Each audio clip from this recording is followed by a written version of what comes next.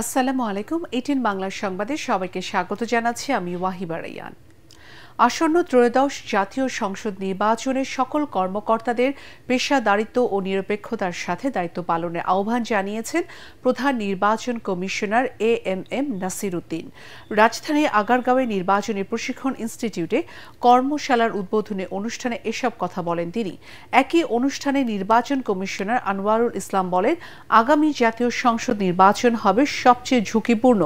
নির্বাচনের সাথে সংশ্লিষ্ট কোনো কর্মকর্তা যদি উদ্দেশ্য প্রণোদিতভাবে কারো পক্ষ নেয় বা তথ্য পাচার করে তাকে কঠোর শাস্তির আওতায় আনা হবে বলেও জানান তিনি।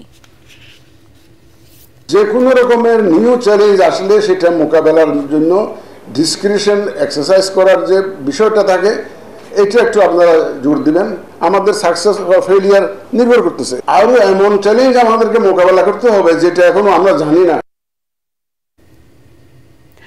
ঘোষিত সময়ের মধ্যে অবশ্যই জাতীয় নির্বাচন হতে হবে, তা না হলে দেশ ভয়াবহ সংকটে পড়বে, ফ্যাসিবাদ ফিরে আসার সুযোগ পাবে বলে আশঙ্কা প্রকাশ করেছেন বিএনপি মহাসচিব মির্জা ফখরুল ইসলাম আলমগীর।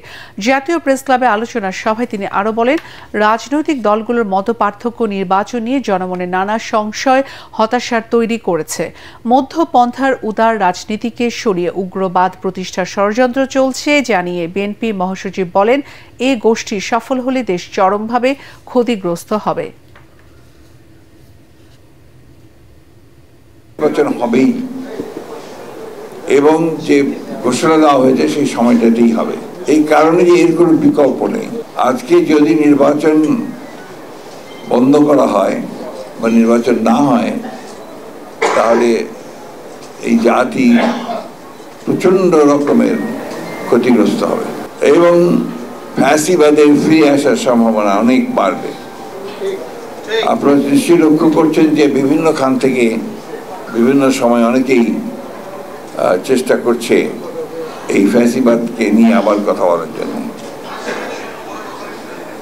এবং বিদেশেও আপনার এটা নিয়ে কাজ হচ্ছে। তাই নির্বাচনটা খুব দ্রুত দরকার। প্রধান উপদেষ্টা প্রতিশ্রুতি ভঙ্গ করে নির্বাচনী রোড ম্যাপ ঘোষণা করেছেন। এই রোড ম্যাপ একটি সুষ্ঠু নির্বাচনকে ভণ্ডুল করার নীল নকশা বলে মন্তব্য করেছেন জামাতে ইসলামের নায়েবে আমির ডক্টর সৈয়দ আবদুল্লাহ মোহাম্মদ তাহের।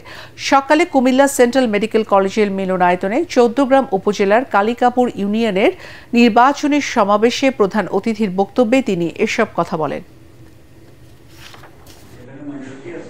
বিএনপির সেক্রেটারি জেনারেল বলছেন যে নতুন নতুন ইস্যু তৈরি হচ্ছে বিভ্রান্ত করার জন্য। হ্যাঁ, আমরা তো নতুন ইস্যুই করব। আমরা তো পুরাতনকে ফেলে দিয়েছি, পুরাতন ব্যর্থ হয়েছে, এটাতে দেশের মানুষ সাক্ষী। সুতরাং আমরা নতুন ইস্যুই চাচ্ছি, আমরা নতুনভাবেই দেশকে গড়তে চাচ্ছি, আমরা নতুন সিস্টেম প্রবর্তন করতে চাচ্ছি। সুতরাং যারা এই পরিবর্তন এবং নতুনকে স্বাগত জানাতে পারছে না তারা মূলত পুরানো জরাজীর্ণ ফেসিবাদের এবং লুটপাটের দখলের রাজনীতির দিকে বাংলাদেশকে আবার নিয়ে যাওয়ার জন্য অপচেষ্টা করছে। ফেব্রুয়ারিতে জাতীয় সংসদ নির্বাচনের মধ্য দিয়ে দেশে গণতন্ত্র ফিরে আসবে বলে আশাবাদ জানিয়েছেন বিএনপির স্থায়ী কমিটির সদস্য আমির খসরু মাহমুদ চৌধুরী।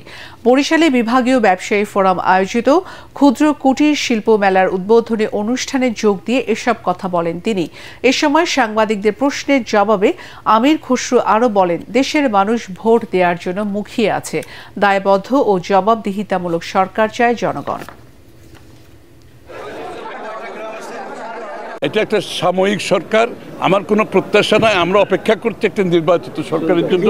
নির্বাচিত সরকার যখন দেশে আসবে তার জন্য আমাদের এই প্রস্তুতি, যদি জনগণ আমাদেরকে সমর্থন দেয়, এই প্রস্তুতি আমরা আগে ভাগে নিচ্ছি যাতে করে প্রথম দিন থেকে বাংলাদেশের মানুষের পাশে আমরা দাঁড়াতে পারি। ফেব্রুয়ারিতে নির্বাচনের মাধ্যমে দেশে গণতন্ত্র পুনঃপ্রবর্তিত হবে, বাংলাদেশের মানুষ তাদের মনের কথাগুলো বলতে পারবে।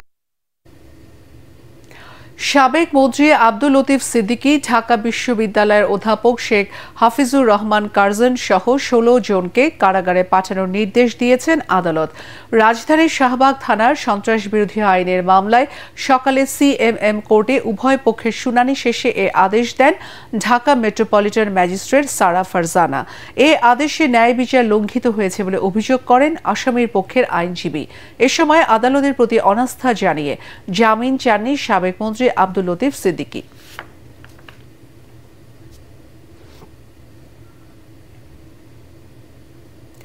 পুরো দমে চলছে ডাকসু নির্বাচনের প্রচারণা। সাপ্তাহিক ছুটির দিন শুক্রবারেও বসে নেই প্রার্থীরা। বিভিন্ন হলের মসজিদে জুম্মার নামাজ পড়েছেন তারা। নামাজ শেষে ভোটারদের সাথে কুশল বিনিময় করতে দেখা গেছে তাদের। ছাত্র দলের ভিপি প্রার্থী আবিদুল ইসলাম খান কুশল বিনিময় করেন বিজয় ৭১ হলে, আর জহুরুল হক হলে কুশল বিনিময় করেন বাক্সাসের জিএস প্রার্থী আবু বাকের মজুমদার। এছাড়াও বিভিন্ন হলের মসজিদে কুশল বিনিময় করতে দেখা গেছে প্যানেল ও স্বতন্ত্র প্রার্থীদের।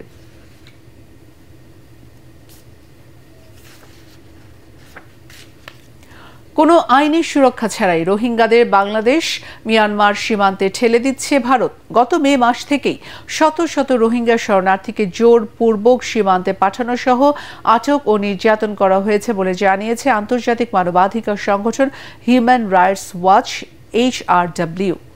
প্রতিবেদনে সংস্থাটি জানায়, ভারত সরকার রোহিঙ্গা ও বাংলাভাষী মুসলমানদের অবৈধ অভিবাসী ব্যাখ্যা দিয়ে অভিযান শুরু করে।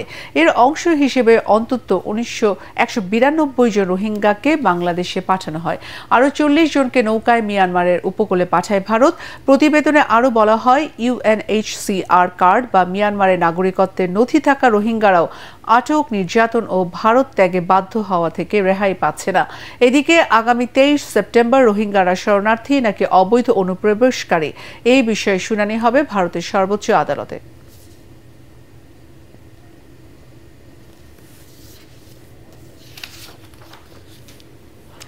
একটি ঘোষণা। এটিএন বাংলা নাম ব্যবহার করে সাংবাদিক পরিচয়ে কতিপয় ব্যক্তির বিরুদ্ধে সংবাদ সংগ্রহের নামে দেশের বিভিন্ন স্থানে চাঁদাবাজির অভিযোগ পাওয়া যাচ্ছে। এই ধরনের চাঁদাবাজ ও ভুয়া নাম ব্যবহারকারীদের নিকটস্থ থানায় সোপর্দ করার জন্য অনুরোধ জানাচ্ছে এটিএন বাংলা কর্তৃপক্ষ।